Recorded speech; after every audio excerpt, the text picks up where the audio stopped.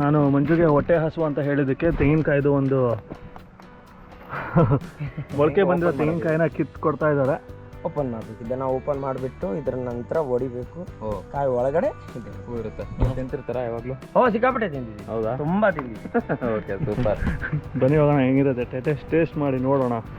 ಈಗ ಇದು ತೆಂಗಿನಕಾಯಿನ ಸುಲಿತಾ ಇದ್ದಾರೆ. ಅದರೊಳಗಡೆ ಇರೋವಂಥದ್ದು ಒಂದು ಮೊಳಕೆ ಬಂದಿರೋಂಥ ಕೊಬ್ಬರಿ ಇರುತ್ತೆ, ಅದು ಸಖತ್ತಾಗಿರುತ್ತೆ. ಬನ್ನಿ ಮಂಜು ಸುಲೀರಿ. ಓಕೆ,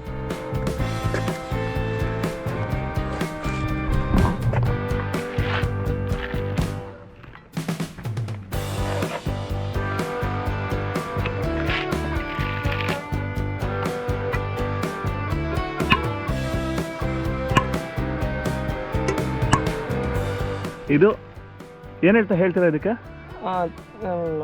ಇದನ್ನ ಬೂರು ಅಂತ ಹೇಳ್ತೀವಿ. ಬೂರು. ಇದು ಕಾಯಿ ಆಗಿದ್ರೆ ಇದು ಬೂರು. ಬೂರು ಇದು ಒಂದು ಒಳ್ಳೆ ಸಿಹಿ ಖಾದ್ಯ, ನೇಚರಿಂದ ಕೊಟ್ಟಿರೋದು ನಮಗೆ. ತೆಂಗಿನಕಾಯಿ ಮರದಿಂದ ಉದುರಿ ಇನ್ ಕೇಸ್ ಏನಾದರೂ ನೀರಲ್ಲಿ ಇಲ್ಲ ಮಳೆಯಲ್ಲಿ ನೆಂದು ಮಣ್ಣಲ್ಲಿ ಏನಾದರೂ ಹುದುಗೋಗಿದ್ರೆ ಈ ಥರ ಒಂದು ಮೊಳಕೆ ಬರುತ್ತೆ. ಮೊಳಕೆ ಬಂದು ಒಂದು ಗಿಡ ಬೆಳೆಯುತ್ತೆ. ಆ ಗಿಡ ಬೆಳೆಯೋಕ್ಕಿಂತ ಮುಂಚೆ ಇದೊಂದು ಗಡ್ಡೆ ಏನು ಬಂದಿದೆ, ಇದು ತುಂಬ ಸಿಹಿಯಾಗಿರುತ್ತೆ. ಮುಂಚೆ ತಕ್ಕೊಡಿ ಇದನ್ನು. ಇದು ಆ್ಯಕ್ಚುಲಿ ಹೇಳಬೇಕು ಅಂದರೆ ಇದು ತೆಂಗಿನ ಮರದ ಬೇರುಗಳು. ನಾವು ಇದನ್ನು ಏನು ನೋಡ್ತಾ ಇದ್ದೀವಿ, ಇದು ಕಂಪ್ಲೀಟ್ಲಿ ಬೇರುಗಳಿರುತ್ತೆ. ಇದು ಭೂಮಿ ಒಳಗಡೆ ಹೋಗುತ್ತೆ. ಇಲ್ಲಿಂದ ಎಲೆಗಳು ಬರುತ್ತೆ ಅಲ್ಲ, ಇಲ್ಲಿಂದ ಎಲೆಗಳು ಬರುತ್ತೆ. ಇಲ್ಲಿಂದ ಮೇಲೆ ಹೋಗುತ್ತೆ. ಇದು ಬೇರು. ಹುಷಾರು ಕೈಯಿಂದ. ಓಹೋ, ವೆಯ್ಟ್ಲೆಸ್ ಆಗಿದೆ, ಒಂಥರ ಸ್ಪಾಂಜ್ ಥರ ಇದೆ. ಫಸ್ಟ್ ಟೈಮ್ ಆ್ಯಕ್ಚುಲಿ ನಾನು ತಿಂತಾ ಇರೋದು ಇದನ್ನು.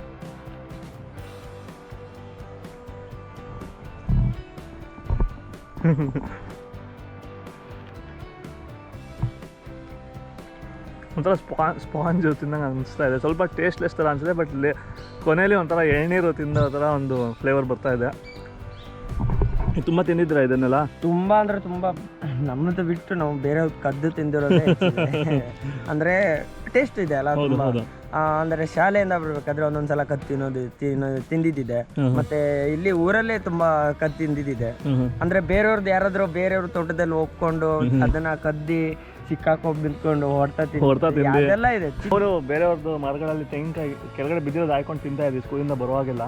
ಇದು ಈ ಥರ ತಿಂದಿರಲಿಲ್ಲ ನನಗೆ. ಇದು ಒಂಥರ ಹೊಸದೇ, ಫಸ್ಟ್ ಟೈಮೇ. ತುಂಬ ಚೆನ್ನಾಗಿದೆ. ನೀವು ಯಾವಾಗಾದ್ರೂ ಒಂದ್ಸರಿ ಟ್ರೈ ಮಾಡಿ ಇದನ್ನು ತಿನ್ನೋದಕ್ಕೆ.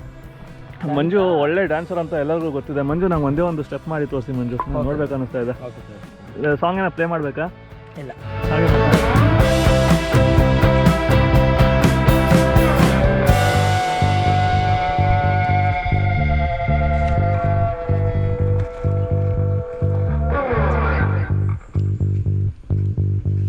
ಪುನೀತ್ ರಾಜ್ಕುಮಾರ್ ಅವ್ರದ್ದು ತುಂಬ ಇಷ್ಟ ಆಗಿರೋಂಥ ಸ್ಟೆಪ್ ಯಾವ್ದು ನಿಮಗೆ? ಅವರು ತಾಲಿಬಾನ್ ಅಲ್ವೇ ಅಲ್ಲ? ಮಾಡಿ. ಓಕೆ,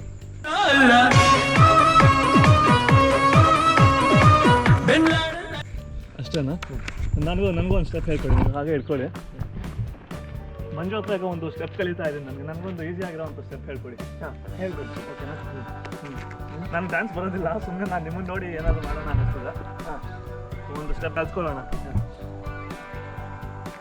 ಹಾಂ, 1 2 3 4 1 2 3 4 5 6 7 8 1 2 3 4 5 6 7 8 ಕಾಲಲ್ಲಿ ಕಷ್ಟ. 1 2 3 1 2 Yes, come on. 1 2 3 4 5 6 7 8 1 2 3 1 2 1 2 3 4 5 6 7 8 1 2 3 1 2. Thank you. ಹೇಗೆ ಕಲ್ತ್ರಿ ನೀವು ಡ್ಯಾನ್ಸ್ನ? ನೋಡಿ ಕಲ್ತಿದ್ದು. ಈಗ ಅಂದ್ರೆ 3 ತಿಂಗಳ ಡ್ಯಾನ್ಸ್ ಕ್ಲಾಸ್ ಅಲ್ಲಿ ಇದು ಮಾಡಿದೆ. ಓಕೆ. ನಮ್ಮ ಕ್ಯಾಸ್ಟ್ ಮಾಸ್ಟರ್ ಮತ್ತೆ ಮಲ್ಲಿ ಅಣ್ಣ, ನಯನ, ಮತ್ತೆ ತುಂಬಾ ಜನ ಇದ್ದಾರೆ. ಪ್ರೇಮಣ್ಣ ಅಂತ ಇದ್ದಾರೆ, ಸಾಗರಣ್ಣ ಅಂತ. ಅವರು ಕರ್ಕೊಂಡೋಗಿ ಅದು ಫಿನಾಲಿ ಇದು ಪರ್ಫಾರ್ಮೆನ್ಸ್ ಮಾಡೋದನ್ನ ಬಿಡು, ಇದನ್ನ ಕಲಿಸ್ಕೊಡ್ತೀನಿ, ಇದನ್ನ ಕಲ್ಕೊ ಅಂತ ಕಲಿಸ್ತಿದ್ರು. ಓಕೆ. ಓಹ್, ಇನ್ನೊಂದ್ಸರಿ ಮಾಡ್ಲಾ? ಹಾಂ ಹಾಂ, ಸೂಪರ್. ಅದನ್ನ ಮಾಡ್ರ ತಗೊಂಡ್ರ? ಹಾಂ, ಒನ್ ಲಾಸ್ಟ್ ಟೈಮ್. ಸೂಪರ್ ಆಗಿ ಮಾಡಿದ್ರಿ. ಸೊ ನನಗೆ ಒಂದು ಸ್ಟೆಪ್ ಕಲಿಸ್ಬೇಕು ನೀವು. ನನಗೆ ಸಿಂಪಲ್ ಆಗಿರೋ ಸ್ಟೆಪ್ಸ್ ಎಲ್ಲ ಬೇಡ, ಯಾಕಂದ್ರೆ ನಾನು ಸಿಂಪಲ್ ಎಲ್ಲ ಆರಾಮಾಗಿ ಮಾಡ್ತೀನಿ. ತುಂಬ ಯಾವುದು ಡಿಫಿಕಲ್ಟ್ ಆಗಿರೋ ಸ್ಟೆಪ್ ಯಾವುದು ಕಲಿಸ್ತೀವಿ. ತುಂಬ ಯಾವ್ದು ಡಿಫಿಕಲ್ಟ್ ಆಗಿದೆಯೋ ಅದು ಮಾಡಿ, ಅದು ನಾನು ಈಸಿಯಾಗಿ ಮಾಡ್ತೀನಿ. ಒಂದ್ಸಲ ಸಿಂಪಲ್ ಆಗಿ ರೆಡಿನಾ?